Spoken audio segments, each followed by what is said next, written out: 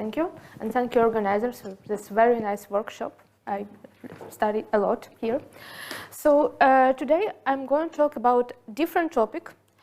I would talk about implementation of some very interesting model in cavity QED when we try to play not only with momentum of atoms in a cavity but also with spin degrees of freedom. And we show how this interplay of spin in momentum can result in various non-trivial dynamical phases. They can be stabilized for a very long time, and during these phases also entanglement between spin and momentum of atoms can be generated. So the outline of my talk is the following one. I will start with a brief motivation why we need cavity QED and why people in magnetism, in which you have very nice, very accessible setups, why you also probably could be interested in this platform to study different models.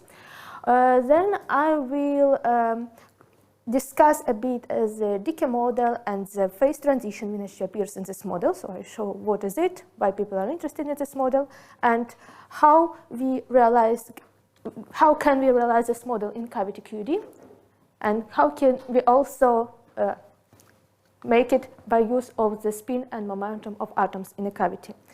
And then finally we discuss results, we discuss how we can entangle spin and momentum, which phases we can generate in dynamics, and like what nice things we can extract also from the dissipation in the system. Okay, so why cavity QED? Here people are studying a model when you can couple few spins in the following way. So here you see two atoms that are subjected to some driving field, and here we also always consider out of resonance processes. It means that what happens in this region is just a scattering. So one atom can absorb light, like laser light, can emit photon, and this photon can be absorbed by another atom. And in this process, these two atoms interact with each other effectively, and you can correlate them. So in open space, the typical problem is that there is so little possibilities that one atom, so this photon can be absorbed by another atom. And because of this, the typical in free space, the interaction between these two atoms is very weak. But when you put these atoms in a cavity, the cavity mode, like it can go back and forth between these two mirrors, and there is much more ways how this process can happen. And in this way, you can couple two atoms in a cavity, or in this case, it's many atoms in a cavity in a very strong way, and generate these strong interacting models and study different phase transition as in this problem that we discussed. What you can also do, like here, it's like typically Bose-Einstein condensate, yeah, and we know that it interacts with a contact interaction. So if you put your atoms close enough, they start to interact with each other with this contact interaction. And in this case, you can also study interplay between long distance interaction, which is mediated by this cavity photon, and short distance interaction, which is really this contact interaction in this case. And like in this kind of models, some like mode insulator transition have been studied a lot. What you can also do is to play a bit with the driving schemes and make atoms interact with each other in some fancy way. So you can mediate long range interaction, you can like mediate interaction which decays as 1 over distance between atoms, and so on and so forth, and only nearest neighbor interaction. So there are a lot of possibilities. And what is most important, we know that our world is not perfect, and some atoms can, some cavity photons can leak out from the system, and you have dissipation in this case.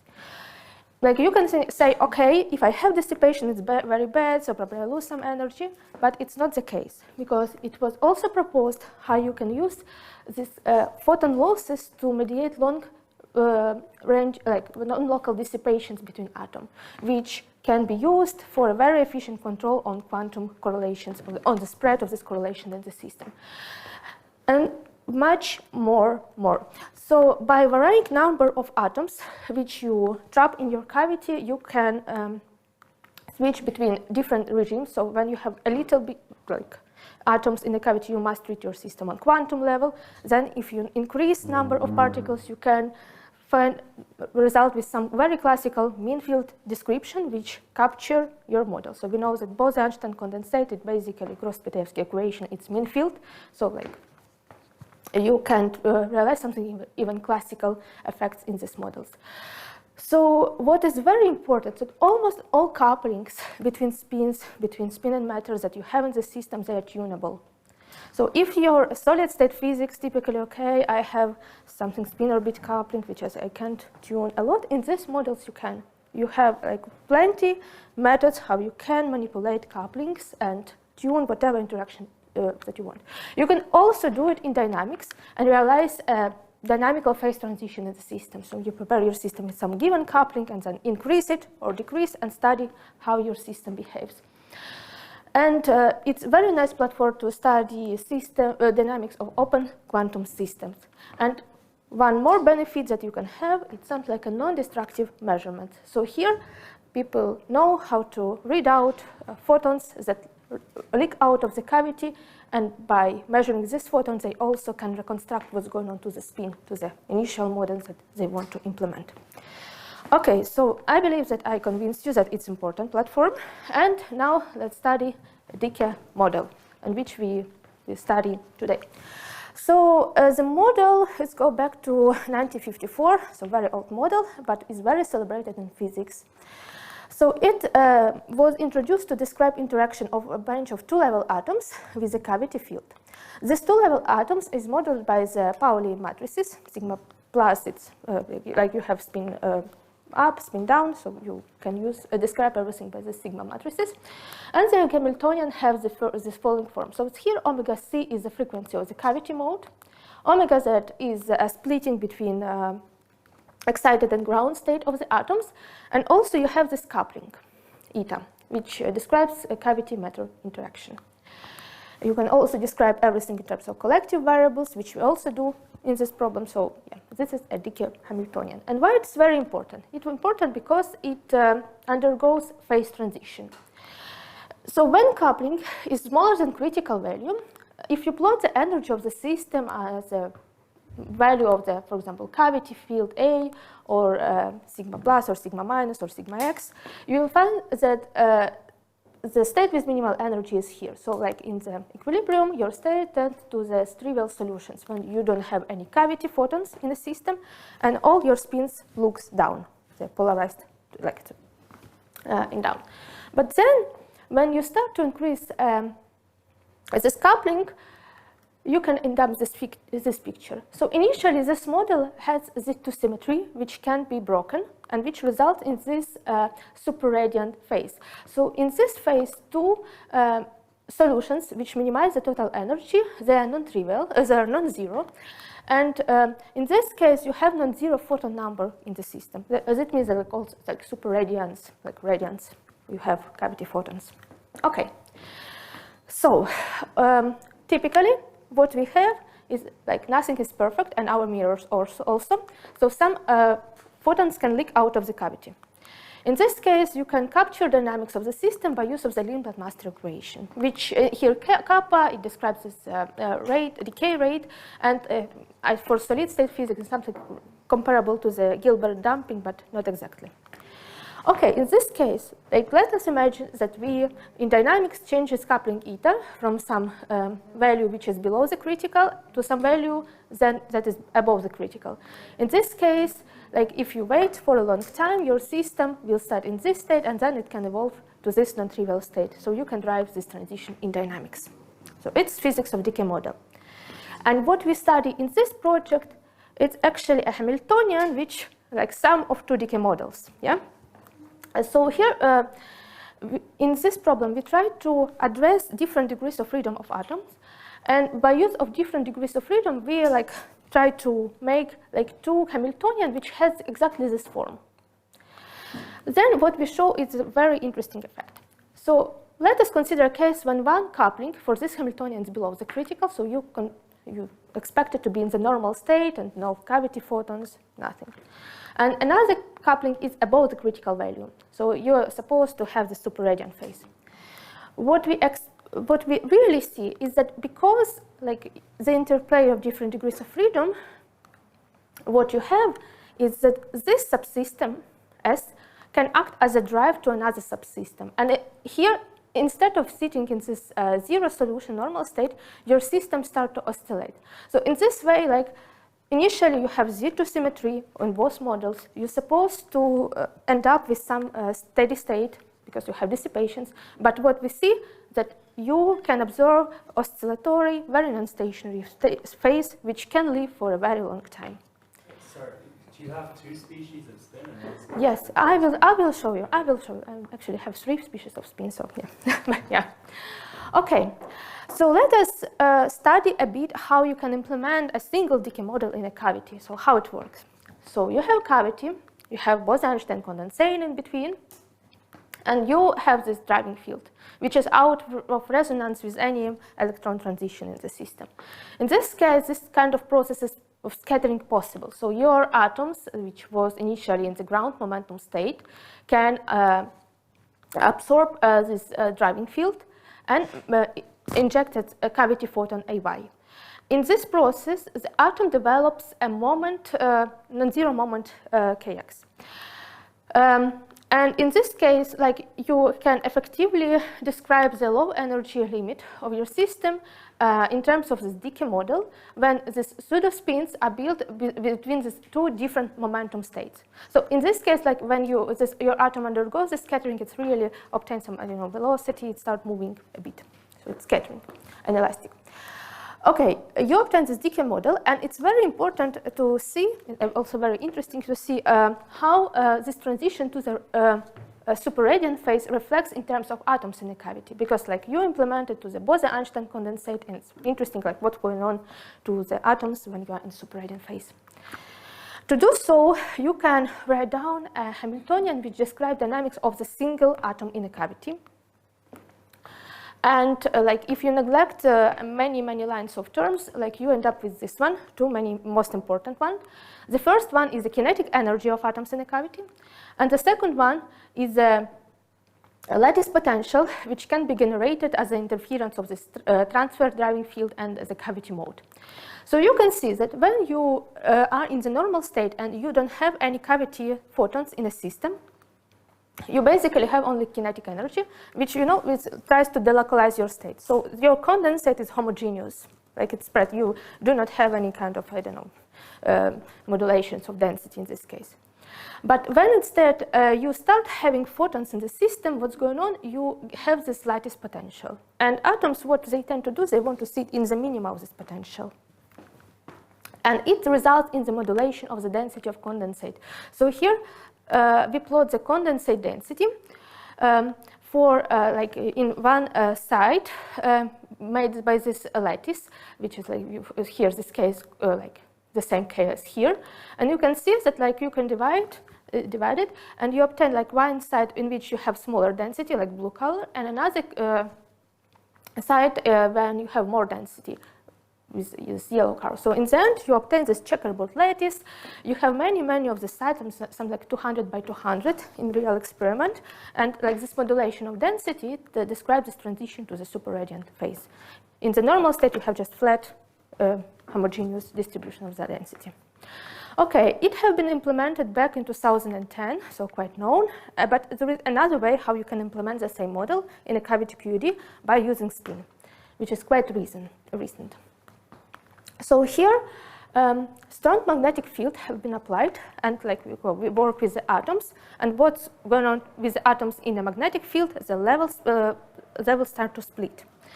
So here you can consider some hyperfine, 2 hyperfine levels with m equals 0 and m equal to -1. By use not 1 but 2 transverse driving field, you can mediate this transition. When you have ground momentum state 0, which is in this 2-photon process, it couples to level 3, in which the atom develops momentum. So in these processes, what happens to the system? During this transition, atoms change simultaneously spin and momentum. So it starts like m equal to 0 and 0 momentum, and it ends up with excited state with m equal to -1 and excited momentum state. You can also introduce some pseudo spin operators in this case and end up a decay model. In terms of a single body Hamiltonian, it looks very, very similar to the previous case, but this lattice potential obtains additional operator, which is like spin operator, which ensures that you couple ground and excited state on two different spin levels. So your m is changing in this process. Okay, in case I can tell you later why, but in this case, if you look on the density of condensate, of the spinor component of this condensate, you will see that it looks in a bit different way. So you have more density in the center of the lattice and less density in between these sides. And how this checkerboard lattice is formed? It's formed basically by the use of the spin degrees of freedom.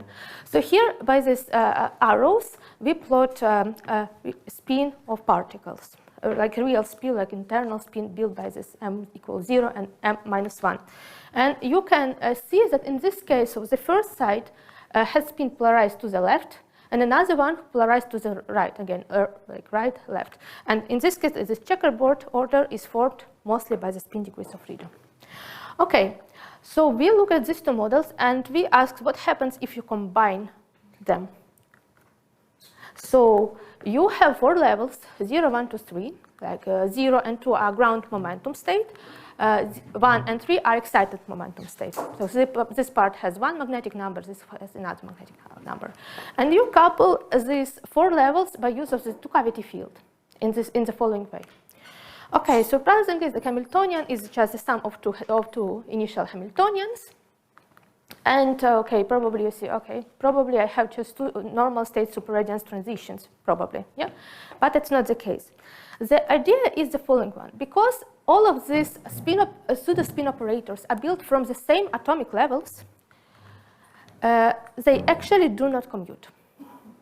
And this non-commutativity results in a list of very nice phenomena. For example, it results into the fact when you have symmetry breaking in one of these Hamiltonian, or blue or red, you induce explicit symmetry breaking to another one. And system is automatically pushed out of equilibrium, and it's quite non-trivial way how it can relax to some steady state, or it can't.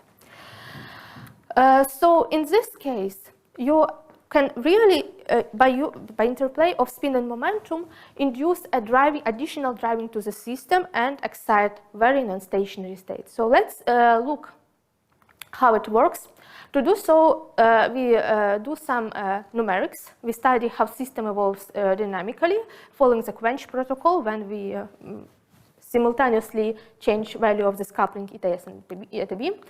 And here we consider a case when we prepare our atoms only in state 0 and 2, like ground momentum states, as is typically done in experiments. So no excited momentum state in the system. Okay, and our phase diagram takes the following form. So you have normal phase and you have few self-organization and trivial phases. So let's look how the transition happens along this line. So you keep eta b small or 0, and you increase this coupling eta s, like in this part of the Hamiltonian. So this part of the Hamiltonian is developed by this use of this momentum states, and we know that in this case, in terms of atoms self-organize like the modulation of density of condensate in the system, and they form this checkerboard lattice. But we have now another degrees of freedom, which is spin degrees of freedom of atoms. And what spins are doing, they are actually processing. As long as you have N1 or N2 non-zero at initial state, this internal spin, they will start to process. Okay, now let us go along this line and increase coupling eta b. In this case, self-organization transition, it's more interesting, and actually it results in very non-stationary state. So the idea is that this spin S, as we know that it's like some combined spin and momentum degrees of freedom, and it means that when you have superradiance transition in this like red part of the Hamiltonian, it doesn't mean that you have like stationary state or in internal or in like spin or in momentum degrees of freedom. So what happens in general, both of them are oscillating. So here, like we plot what happens with the system for like a quarter of the period. So your density, like this difference between blue and yellow colors, together with spin, all of them are evolving. So you can see that at the beginning you have the picture when the checkerboard lattice is formed by the spin degrees of freedom. So this spin looks to the left, to the right, to the right, to the left. Then after some time, all your spins looking like somehow to the left, but like checkerboard lattice is formed by the density of condensate. Then you again have equal density on all sides, but the spins are directed in opposite direction. And then you have like all spins looking to the right, and your checkerboard lattice is formed by the density of condensate. So like you have this kind of transition when you in basically some like mirroring, constantly mirroring your system. Finally, when you are in this yellow region, you can also for a very long time observe simultaneously modulation of density of condensate, and your spins are processing. Okay, so now let us look closer how this transition happens in the dynamics. So let us consider a case when we prepare our system. So we firstly increase coupling eta s above the critical, and then we increase another coupling. Here, very useful order parameters are the cavity field, because all of these experiments work in the limit when this cavity detuning, cavity frequency is much larger than all of the rest order of parameters. So on a very small time scales, your cavity fields is following dynamics of spins. And like you can make one-to-one correspondence between spin and momentum, and by knowing how your photons behave, you know what happens to your spin, the collective degrees of freedom. Okay, here we are.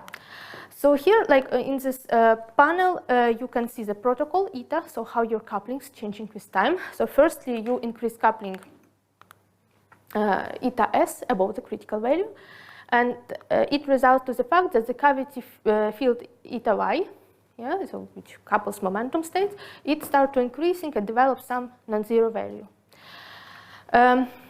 So you can see in the in the left upper panel what happens to the density of condensate and to the spins in this case. So your density takes some given checkerboard lattice, some modulation of density, and your spins are processing, they're rotating. Then let us see what happens when you start to increase another coupling. In this case, you can see that what happens to the system, that the density of condensate start changing, so there's some modulation of density. You see, like it's brighter and not so bright. And also your spins, as they start to evolve, process along different orbits. So you modify it a lot. By a relatively small change of second coupling, you induce very interesting dynamics to this degree of freedom. And dynamics stems from the fact that you explicitly broke the symmetry of your Hamiltonian, so it's explicitly broken. Then there is a time moment in which the symmetry is restored, like in the lower left panel. And if you look on your system on the very long time, you will find out that it's basically evolved to some stationary states with some given modulation of condensate and orientation of spins. Here, a very important parameter is this time interval, which it starts when you increase second coupling and ends up when the explicitly broken symmetry of the Hamiltonian is restored. So how long does it take? So here times is equal to, is given in seconds, and for cold atoms it's quite impressive. So it's not solid state physics when you can have like 10 years, no? Like milliseconds, it's your time scales. Okay, so let us look on the dynamics of the cavity field closer. So here we plot the number of photons, and here we plot the phase of the cavity field.